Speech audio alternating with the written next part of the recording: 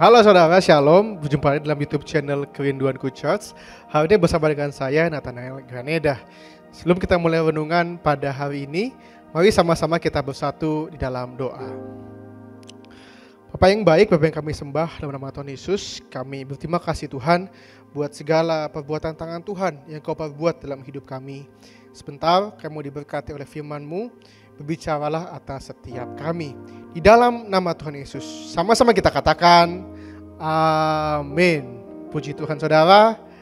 Hari ini saya akan membahas sebuah tema mengenai why am I so tired, atau kenapa sih saya begitu capek. Goal dari renungan hari ini adalah bagi setiap saudara yang mungkin capek, lelah menjalani hidup ini, atau drain banget, exhausted banget, atau kayak apa, kayak hidup tuh kayak mobil yang bensinnya tuh mau habis. Kenapa sih kita merasa capek dalam hidup ini? Kita akan belajar dari sebuah tokoh di Alkitab namanya Nabi Elia. Sama-sama kita baca ayatnya dalam 1 Raja-Raja 19 ayat pertama sampai ayatnya yang ke-8. Perikopnya mengenai Elia ke Gunung Horeb. Ketika Ahab memberitahukan kepada Isabel segala yang dilakukan Elia dan perihal Elia membunuh semua nabi itu dengan pedang, maka Isabel menyuruh seorang suruhan mengatakan kepada Elia, beginilah kiranya para Allah menghukum aku, bahkan lebih lagi daripada itu. Jika besok kira-kira pada waktu ini aku tidak membuat nyawamu sama seperti nyawa saudara-saudara mereka itu, maka takutlah ia, lalu bangkit dan pergi menyelamatkan nyawanya. Dan setelah sampai ke Beersheba yang termasuk wilayah Yehuda, ia meninggalkan bujangnya di sana. Ayat 4, tetapi ia sendiri masuk ke padang gurun sehari perjalanan jauhnya, lalu duduk di bawah sebuah pohon aral. Kemudian ia ingin mati katanya. Cukuplah itu.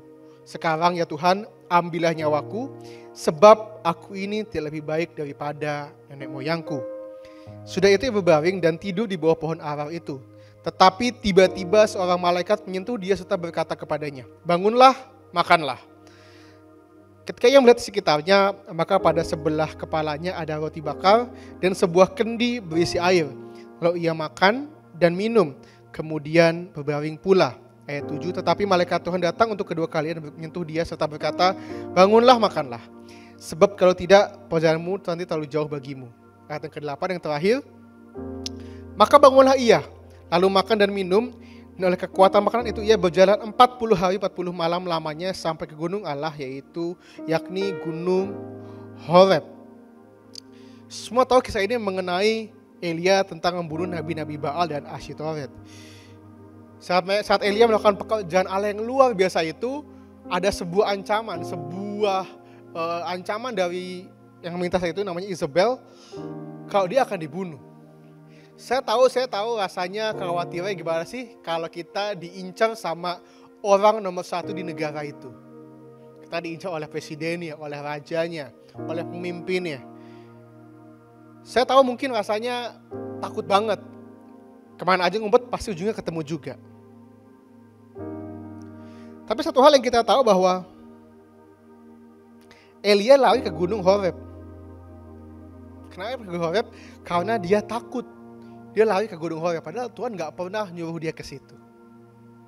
Pertanyaannya gini, belajar dari Nabi Elia, kenapa sih kadang kita suka ngerasa capek dalam menjalani hidup ini? Yang pertama adalah Elia menyimpang dari jalannya Tuhan, dari rencananya Tuhan. Sehingga dia merasa gagal, lelah, dan dia mau menyerah. Kayak yang saya bilang tadi, gak ada yang sudah ke Gunung Horeb, gak ada.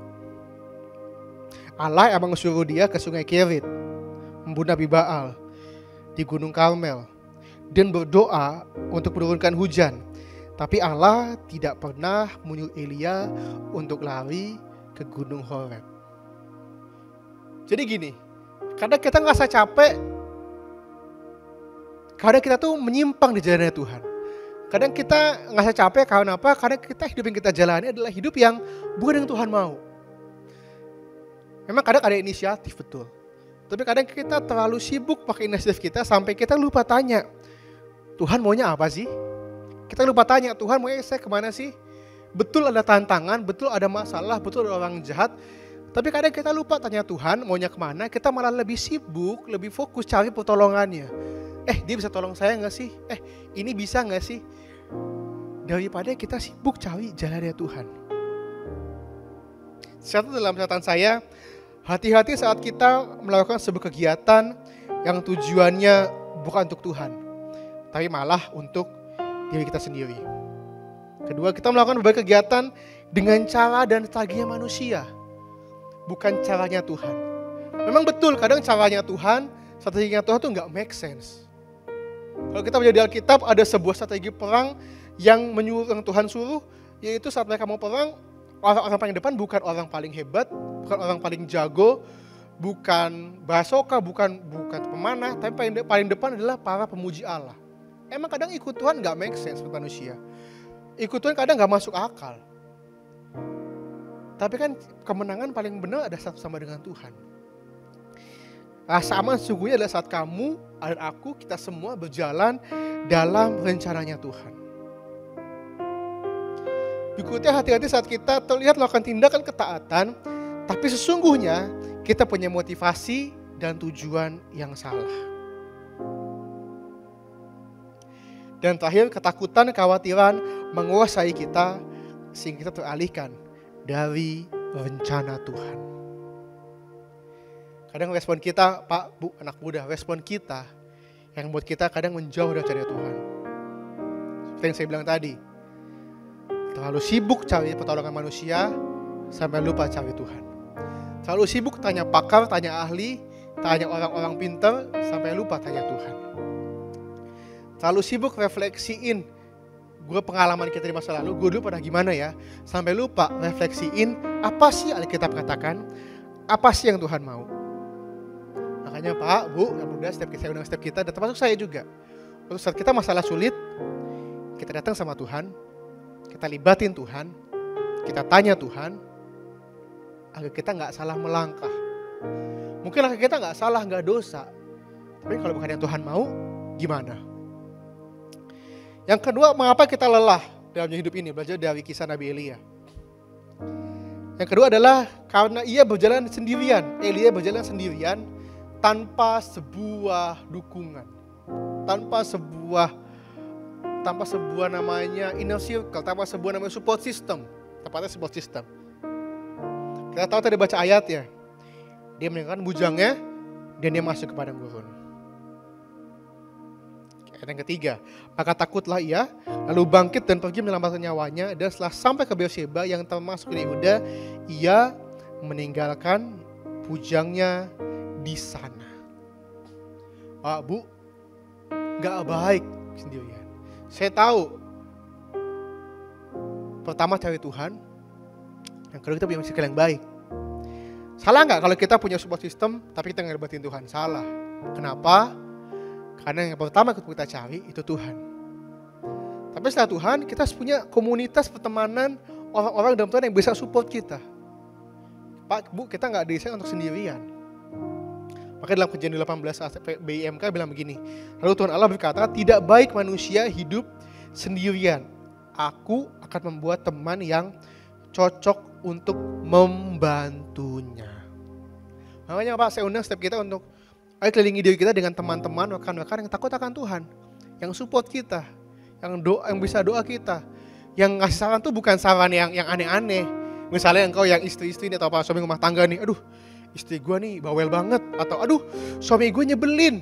Kalau misalnya teman kata ada bukan dari Tuhan, aduh udah cerai aja. Di luar banyak yang mau sama lu. Itu kan bukan teman-teman dalam Tuhan. Tapi teman-teman ini gimana sih? Yang saat kita cerita dibilang, aduh sabar ya, mungkin buat kamu. Tuhan pasti kuatin kamu. Saya teman-teman yang bisa support saudara, yang bisa ngomong apa yang perlu kamu dengar, bukan apa yang mau kamu dengar. Maka saya undang di gereja kami, di Kerinduan Church, gereja kita semua, ada namanya teman seperjalanan. Maka saya undang setiap kita boleh bergabung di sana, kita bisa punya circle yang baru, pertemanan yang dalam Tuhan. Agar kamu punya tempat untuk berlari, untuk cerita selain Tuhan tentunya. Habis Tuhan baca ke teman-teman itu. Agar kamu gak disesatkan dengan pengajaran, dengan pola pikir dunia. Yang ketiga, mengapa kita lelah dalam menjalani hidup kita? Yang pertama, kita menyimpang jalannya Tuhan. Kedua, kita sendirian, gak punya inner circle, gak punya support system. Yang ketiga adalah kita tuh lupa alasan, motivasi, dan tujuan kita melakukan itu. Kita lupa. Dalam 1 Raja 19 ayat 10 dikatakan begini, aku bekerja segiat-giatnya bagi Tuhan, Allah semesta alam. Karena orang Israel meninggalkan perjanjianmu, meruntuhkan mesbah-mesbahmu, dan membunuh nabi-nabimu dengan pedang. Hanya aku seorang dirilah yang masih hidup, dan mereka ingin mencabut nyawaku. Saya suka kata gini nih, Elia bilang gini, aku bekerja segiat-giatnya bagi Tuhan. Saya bilang gini, Elia fokus dan bangga dengan apa yang dilakukan bagi Tuhan. Salah gak kita bangga dengan apa yang bagi Tuhan? Gak salah, kalau kita udah memberikan terbaik bagi Tuhan, gak salah. Tapi kan repot gini, kita memboasting pengetahuan buat Tuhan, kita seolah si paling capek, si paling menjalani firman, si paling pelayanan. Tapi kita lupa, kita bisa lakuin hebat bagi Tuhan, kan juga Tuhan yang mampuin kita. Kita bisa kelihatan hebat loh, orang luar bilang kita, hebat banget sih kamu, bisa pelayanan dari pagi sampai malam, rajin banget sih. Kamu khotbah bagus loh, hebat loh, khotbah kamu tuh berkatin orang. Kita lupa yang ngurapin kita Tuhan, yang pilih kita Tuhan, yang perlengkapin kita Tuhan, yang buat kita bisa Tuhan. Gak sedikit pun yang kita lakukan itu karena kita, semua karena Tuhan. Makanya ubah fokus hidup kita lakukan hidup kita tuh bukan buat kita. Makanya kalau 3 dikatakan, lakukan segala sesuatu untuk Tuhan, bukan untuk manusia. Karena kalau hidup kita menjadi hidup berbuat sesuatu dengan kekuatan kita, dan kita bilang, kan semua karena gue, gak bakal bisa jalan kalau bukan karena gue. Semua bisa jalan karena Tuhan yang pakai kamu. Kamu hebat, kamu kaya, kamu promosi, karena Tuhan yang mampuin kamu. Karena Tuhan yang buka pintu bagi kamu. Karena Tuhan yang gerakin hati bosmu, bukan karena engkau. Makanya lagi-lagi hati-hati dengan pujian. Kadang pujian yang membuat kita jatuh. Lama-lama di spotlight, lama-lama mata kita tuh bisa rabun, bisa buta. Jangan terkesima namanya pujian dengan tepuk tangan. Nyamuk pun mati karena sebuah tepuk tangan. Makanya selalu kembalikan segala sesuatu untuk Tuhan. Apa yang kau lakukan hari ini, kau hebat, engkau luar biasa, bekerja apapun, lagi-lagi kembalikan hal ke Tuhan. Jangan lupa kenapa asal kamu lakuinnya, karena Tuhan. Mari saya undang kita untuk teduhkan hati kita selalu datang kepada Tuhan. Kita akan lakukan pujian ini. Haleluya. Ku tak dapat jalan sendiri,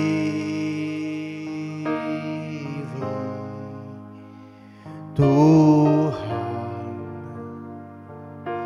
tolonglah daku,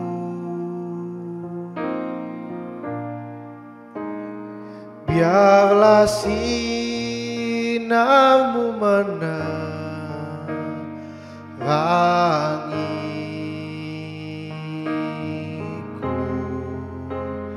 sebab ku tak dapat jalan sendiri. Saya katakan kau tak dapat jalan sendiri Tuhan. Ku tak dapat jalan sendiri,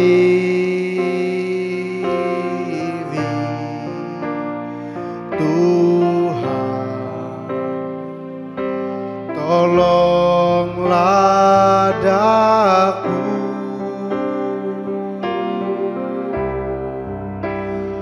biarlah sinarmu menerangiku,